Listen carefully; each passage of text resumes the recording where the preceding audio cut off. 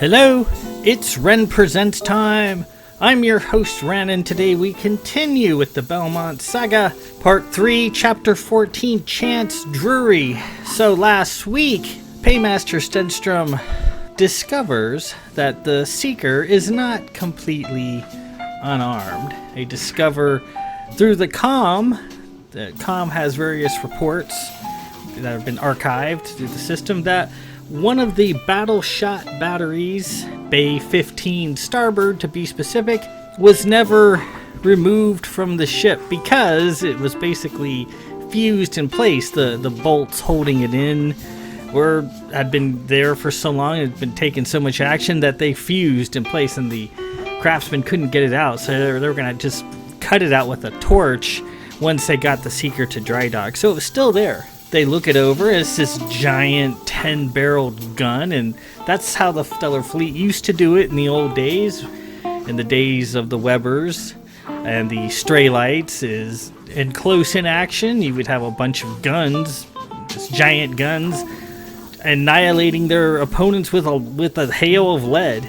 Basically, get up close and just let them have it with a broadside. And it had a red condemned notice on it that this gun was no longer serviceable. And that's how it is in the military. Like when I was in the military, I worked on jet engines, and you had a lot of parts that came and went, not because they were bad necessarily, but they had been tacked out. Every part has tacks assigned to it. Basically, how much service life does a part have before it has to go? Just whether it's bad or not, it's like it's tacked out. It's been there too long, and all the parts, and these are literally thousands of parts, are tracked, and their time in service is tracked. Some of them are more priority than another, but that's how it is. So, okay, this part here, it's tacked out. It's got to go per regulations. So they're like, well, is this gun really bad, or is it just tacked out? And then they find some ammo in a bin, all marked bad as well. And there's only about 250 rounds. I'm like, well, at the rate of fire that these guns unload lead, that'll be like a fourth of a second. But Tara's like, no, but if we line it up right, that'll be a fourth of a second of pure hell.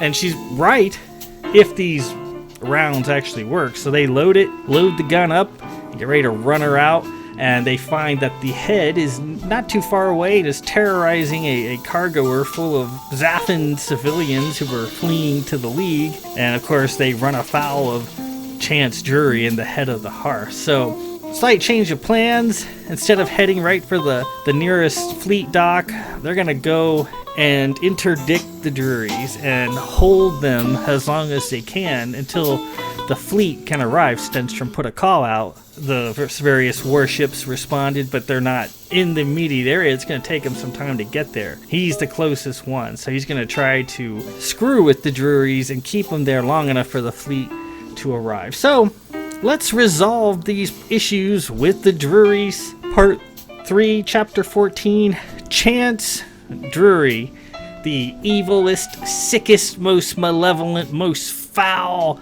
of the bunch. Let's see what happens.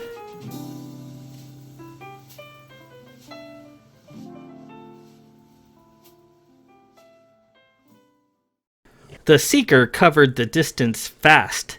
Clearing the debris fields surrounding Cronenworld, she sprinted into the vast area with Onaris' star, Old Scrub, shining dead ahead. Far off, tumbling slightly, was the head. She was grappled onto the boxy, ribbed form of a rickety Mercy liner, holding it in a manner a praying mantis would hold a dying fly. The robotic armature mounting the Cassegrain cannon was pointed at the liner's belly. Stenstrom took in the scene on the holocone. Looks like he's gripping her tight. "Sir," crewman Clement said. "Incoming message. It's Chance Drury." Over the comm came a sinister voice. "Paymaster Stenstrom, you are full of surprises. But look what fate brings us. Looks to be 400 souls on this wretched tub." all miserable Zaffins looking to change their fortunes in the League. I've got my Cassegrains right at their keel. 1 or 2 shots and the ship will break in half, and all those screaming souls will be spaced. Facile vine, facile vano? Huh? Huh? What do you want, Drury? Stenstrom replied. I want their engines, as you saw fit to damage mine. On the ovular monitor screen, a pair of eyes appeared. Chance Drury's eyes. And, he said, I want you as well. Put yourself out into space and I shall collect you. As you are a robot, as am I, you shall survive without issue. I wish to keep you near me as a dangerous attack animal. Or maybe I'll just kill you, stuff you, and keep you in a wardrobe as a hated auto icon, getting you out on days when I feel like yelling at something. I shall inform my reconstituted brothers what an inconsolable bore you were. Voilà, Estenier, Melody, Sermon, Dim, Venier. We are unarmed. Drury, let the liner go. What have you to fear from us? I'm not going to let the liner go, Paymaster. I'm going to hold it here, take its engines, kill everyone aboard as slowly as I can, and then depart. I see you put a call out to your nursemaids in the fleet. I see quite a few ships en route at this moment. Too bad I shan't be here when they arrive. Disappeared into the dark, as I do so well. Stenstrom made a cutting motion across his throat. Com muted, sir, Clement said. Com, what is the ETA of the fleet? We have the Exody, Tempest, and Kubrupidi coming in through Cana, and the Danner en route via Ogilvy. ETA 2 hours approximate. Stenstrom thought a moment. 2 hours. That's enough time for him to up and vanish, sure enough. Aram, get me a bit closer and give me a full unobstructed view of the head's Cassegrain assembly. We're going to get close and I'm going to take it out with my ints. On my signal, I want you to slap the Drury ship hard enough to knock the liner free. Then we can be ready to deal with them. He looked around. Everybody ready? The bridge crew nodded. Unmute, please. Crewman Clement pressed a button. If you want me, Chance, those people aboard the liner are to be set free immediately. It's not negotiable. Oh, they shall be free, sir, once they're dead. Free to float in space. Now, here's how we're going to proceed. In a few minutes, I'm going to kill a few passengers just to demonstrate my good intentions. To prevent any further killing of passengers, you, Paymaster, shall then exit your ship, and you need not don a pressure suit either, sir. Just pitch yourself out.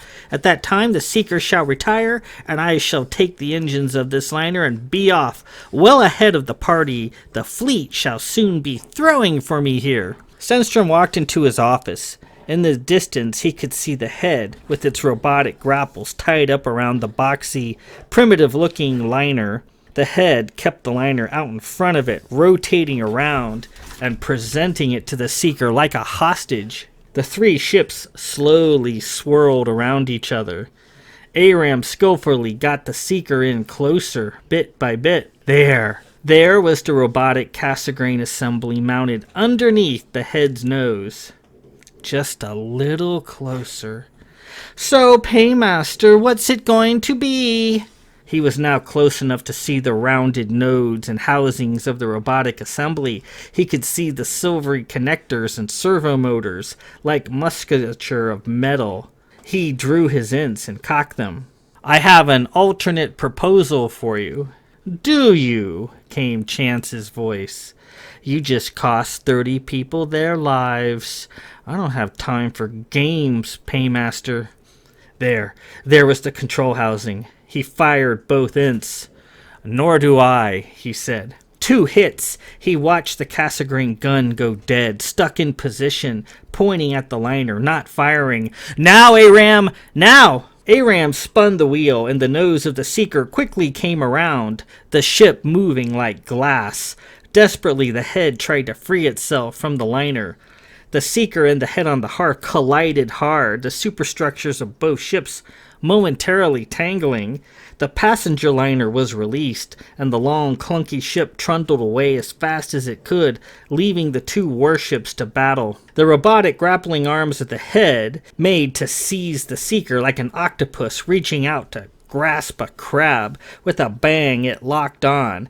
"Aram, evasive!" Stenstrom shouted. "Everybody hang on," Aram said as he spun the wheel and rolled the Seeker in a maneuver Captain Davidge himself would have been proud of. The head was thrown away with the force. She turned her remaining guns to the Seeker and blasted away, trying to pierce her armor. But this time, the head wasn't facing a mostly dead, depowered warbird. This time, Chance Drury was facing a fully functional ship. Gwendolyn fired the newly installed coils into overboost, and the ship jumped away into additional life. The Cyclops eye of the main sensor lit up to near blinding full strength. Aram turned the wheel, and the Seeker smashed into the Drury ship, caving in a good portion of its gantry-laced superstructure. Several pieces of odd technology fell off and spiraled away. The Seeker was far too heavy a vessel for the Druries to contend with in a shoving match, and Chance Drury knew it. He tried to disengage and get away, but the Seeker would not allow it, and, with her coils glowing, she was much faster than the damaged head. They rammed her full astern, sending her spiraling. The crew capsules began to vent, spewing jets of vapor into space. The Seeker pulled up a starboard and slapped her again, more bits of gantry and hull plating careening away. Grapplers fell off and tumbled. The head, in a panic, aimed her small-caliber rim-fired guns at the Seeker, the same guns that they mercilessly fired at the doomed men in the waters of Cronenworld. In this case, nothing happened as the guns were far too small to dent the Seeker's armor. In some instances, the shots reflected back and punctured the head itself. Locked together, the head was finally in the correct position. "Fire!" Stenstrom roared. The solitary battleshot unit in Bay 15 came to spinning life and laid a 1-second barrage full on the broadside of the head, a galaxy of blinking explosive ordnance dancing on its skin. The head fell apart in a cascade of debris and deformed metal. The bridge capsule shot away from the doomed vessel containing the Drurys and their last remaining shards of foul programming. "Another day, Paymaster, another day," came Chance's sinister voice over the comm. The bridge capsule sped off into the night of space. Nothing doing. The Seeker fell on it like a hawk pouncing on a squirrel. The capsule burst open, revealing the struggling occupants. Eventually, either by flattening against the unbending hull of the Seeker or by aimed inch shots, Chance Drury and his brothers met their apparent end. With luck, he and his brothers would never rise again. And with that, we conclude Part 3, Chapter 14. And fat chance of that there, Paymaster. The Drurys are just too fun to write about. So, no, I have it in my head. The Drurys will be back. They will be back. I kind of think of them like Doc Farrell from the Teenage Mutant Ninja Turtle series. It's this implacable foe that you just can't ever really get rid of. You know, time and time again, no matter what you do to him, he's going to be back. Just like Dr. Doom in the Fantastic Four. You know, you've never really seen the end of Dr. Doom. And why? Because he's a cool villain. He's fun to read about. He's a fun villain.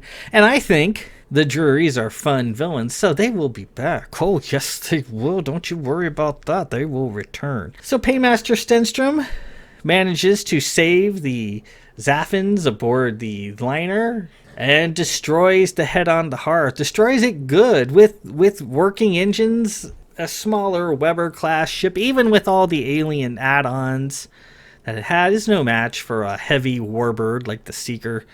If it can maneuver and it's got some firepower, it's really not much of a fair contest. So even with that one battle shot that could only fire for about a second, not even a second, a fourth of a second, it just flattened the head. Chance Drury and his brothers, I don't even know if too many brothers were still around at this point. It's mostly just Chance, and he had the templates for his brothers, and they got cremated, basically, in space. So that's the apparent end of the juries. Of course, that's not the end of the juries. No. We'll be back. We are just about done. Next chapter, chapter 15, Under the Table. And then, that's a very short chapter, chapter 16, The Ball. And then there's a short epilogue. And we will be done with the Belmont Saga. We will see what happens. As we know, all of the brandy is gone, so there's no way Paymaster Stenstrom can be made the captain of the ship. So we'll see how that resolves next week. Until then, this is Ren Presents. I'm your host, Ren. Peace out.